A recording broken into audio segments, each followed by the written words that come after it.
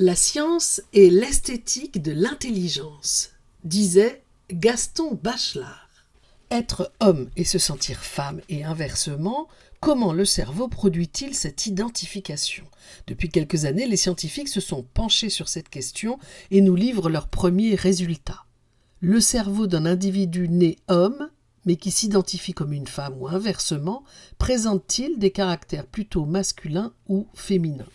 C'est toute une étude qui est parue dans Cerveau et Psycho de septembre 2022, une étude qui s'intitule « Transgenre, un cerveau différent ?» On s'interroge dans cette étude sur la localisation éventuelle de l'identité sexuelle dans le cerveau, et enfin, ce dont nous parlons aujourd'hui, ce que signifie la longueur des doigts, en l'occurrence l'index et l'annulaire. Le rapport entre la longueur de l'index et celle de l'annulaire donne une indication de la quantité de testostérone à laquelle le fœtus a été exposé pendant la grossesse. Ok ? Plus cette valeur est faible, c'est-à-dire moins il a reçu de testostérone, plus l'annulaire est long par rapport à l'index. Petite explication, un homme transsexuel, c'est une personne qui est née femme, mais qui s'identifie comme un homme.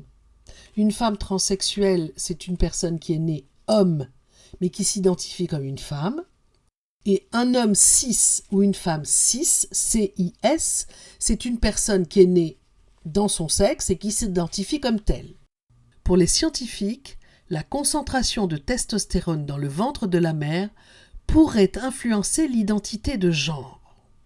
À partir de là, moi, je n'ai qu'une question à me poser. Comment se concentre la testostérone dans le ventre de la mère ? Cela étant, ce n'est pas parce qu'on a plus ou moins de testostérone que systématiquement on va se sentir plus ou moins femme ou plus ou moins homme.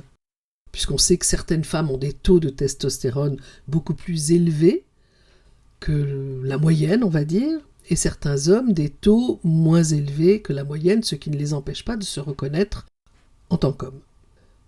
Donc on n'est pas au bout du travail à effectuer pour comprendre tout ça. Est-ce qu'il faut vraiment passer par le cerveau ? Ça, c'est une autre histoire.